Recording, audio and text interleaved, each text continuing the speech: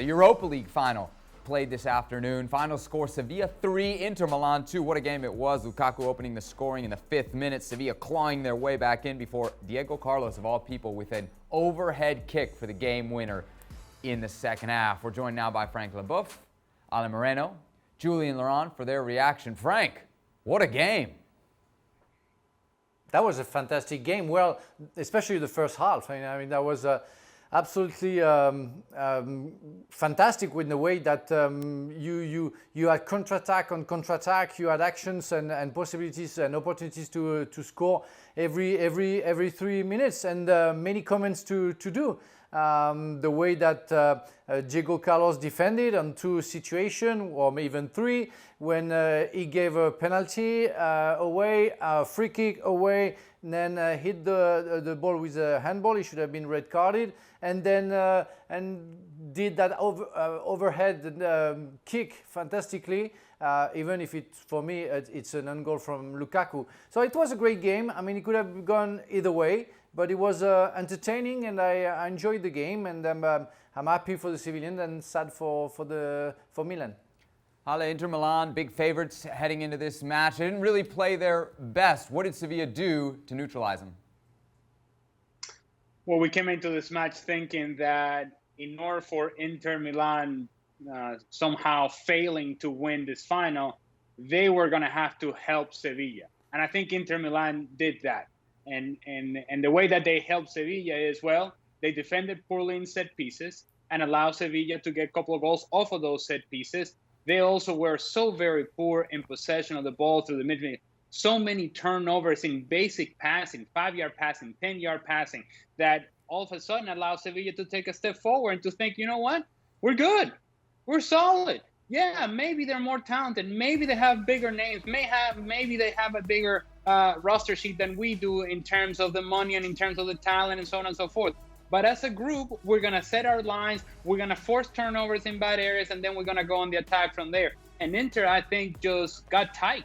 And what I mean by that is that as the game wore on and they figure out that, you know what, they were in for a fight, that maybe we underestimated this team from Sevilla. Maybe it wasn't going to be nearly as easy as we thought it was going to be when Lukaku is taken down for the penalty, and now it's 1-0 Inter, and you're thinking, all right, they're well on their way. Well, it wasn't the case. Sevilla had a reaction to everything that Inter did, and when it came down to it, Sevilla made enough plays to get past Inter. I also would have to say, we mentioned the name Diego Carlos.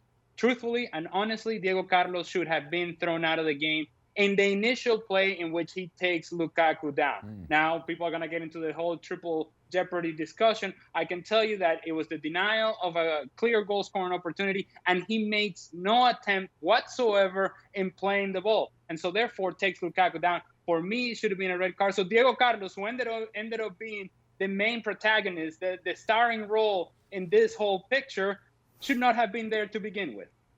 Interesting point. Frank, do you agree? Should it have been a red? Just real quick, yes or no?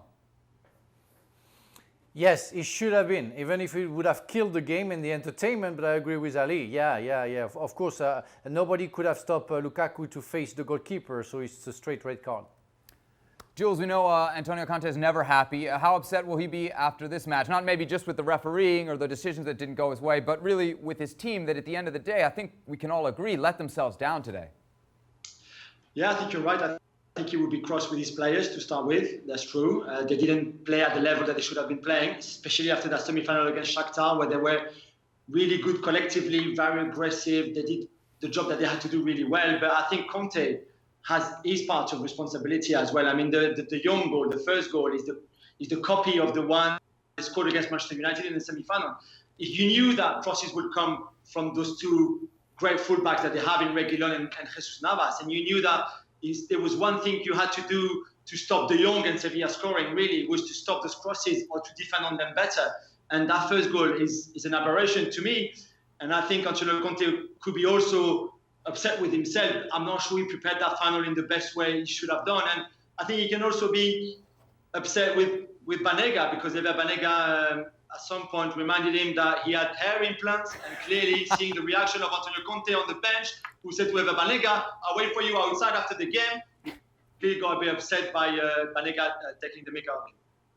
Guys, on this show, in the preview to this game, we were talking about the two teams. I think it was pretty unanimous that Inter Milan had the better squad. Ale, I'll start with you on this. What happened to their top two tonight? I know Lukaku gets the goal early on, but he was quiet, missed the one-on-one just before the game winner for Sevilla. Lautaro Martinez, we just didn't hear from him. What happened to them? I'm going to leave Lautaro Martinez alone for a second, and I'm going to focus on Lukaku. Because as I'm watching this game, the only thing that I could think of is that if our friend and colleague Stevie Nicol is watching this game, he's yelling at the television, Lukaku! Because it is indeed the sort of game that gives you the perception of what Lukaku can be and what he isn't, what he could be, and what he ends up being. And the truth is, you see what Lukaku does to Diego Carlos in that first play. He turns him, he uses his speed and the strength, and he gets away from him, and you're thinking, yeah, that's it. He's going to take over this match. And then when the game is on the balance, it's 2-2, he's getting away from the defender, 1v1 situation against the goalkeeper, he misses that chance. And so it's the two sides of Lukaku. And then to top it all off, it's the own goal, and which it's an unfortunate play, but it just so happens that it is Lukaku again. So I'm sure that Stevie was sitting at home just enjoying himself, because it is indeed validation for what he's been saying all along about Lukaku, a guy that will score a bunch of goals, but in key moments, in key matches, seems to come up short. Maybe that may be unfair, but the truth is that from what we saw today, that is exactly what it felt like. And I go back to when this team was in Champions League earlier this season, and they had an opportunity, and they had to beat Barcelona, a B team from Barcelona that was, and there were chance after chance after chance for Lukaku, and he was unable to do that. That's why they're in the Europa League. Finally, they make a run into this game, and you think, okay, well, he's going to take over. Well, he did early on, and then it was a disappearing act. That is disappointing from Lukaku's perspective. Frank, are we being too harsh on Lukaku here? After all, he finishes the season with 34 goals across all competitions, tying a record set by Brazilian Ronaldo back in 1998. Surely we can give him some applause for his efforts as well. We have to give him some credit, but comparing Lukaku with Ronaldo is offending. In fact, the former number 9 was maybe the best striker in the world overall. And Lukaku has extreme strengths and can give the performances. That's when we saw it in the semi-final, and like we saw, in the semi-final, and we saw after 2 minutes when he takes on Diego Carlos. But I would have been Diego Carlos. I would have lived Lukaku facing the goalkeeper, because he can put the ball not in the top corner, but on the corner. On the corner flag, because we know that that guy will not really precise. So he has the power, but he can be very clumsy. I mean, the own goal that he gives is very unfortunate, as Ali said, but it's typically what Lukaku can do. Any other strikers would have let the ball go. No, he tries to kick the ball out and goes to his own net. I mean, he is a fantastic guy. I mean, a lover of football, gives 100% even more to football, but we have to judge Lukaku according to what he can show us. And sometimes it's good, sometimes it's fantastic, but most of the time it's quite average. Jules, the goals certainly helped make this a great final. So did the chippiness, the combativeness between the two teams. Early in the week, we were kind of talking about whether the Europa League final meant anything to the teams that were still in it. No doubt after this match.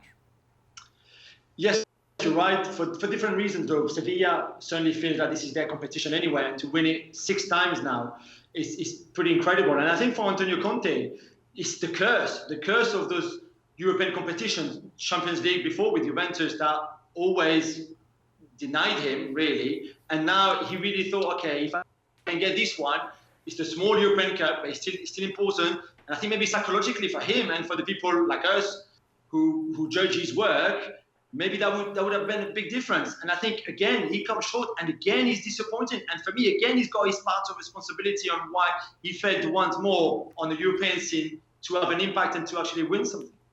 On that note, should he have made his subs earlier? He didn't put Alexis Sanchez in until the 78th minute. I mean, he waited until Inter Milan were down by a goal. You knew at the first half they weren't playing well. Ale, should he have made those changes earlier? Christian Eriksen, another guy that he brought on late? but is at the core what he is as a manager is he's conservative, and the game was 2-2, and you're not really willing to take a chance just yet, and let me just see how it plays out. Well, the way it was playing out is that Sevilla was really the one team that looked more likely to score, even though that the most clear opportunity fell to Lukaku. Sevilla got their lines forward, and the level of activity of Lucas Ocampo and Luke de Jong, who doesn't have a lot of mobility, but still a handful because he occupies the center backs. And then Banega he's just getting the ball, moving it around, and Reguilón in a couple of 1v1 situations down the left, and Jesus Navas sets himself into attack down the right.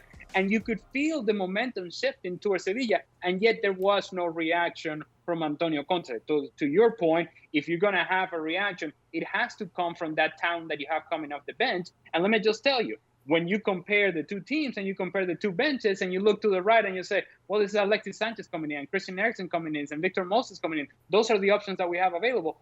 Then use them, because that is indeed an advantage to whatever Sevilla has to offer coming off the bench. But again, for Antonio Conte, a conservative coach and a conservative personality, he didn't really want to take a chance. And by the time that he tried to react, it was too late.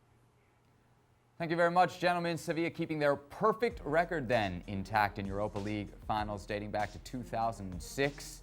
Sevilla a perfect 6 for 6.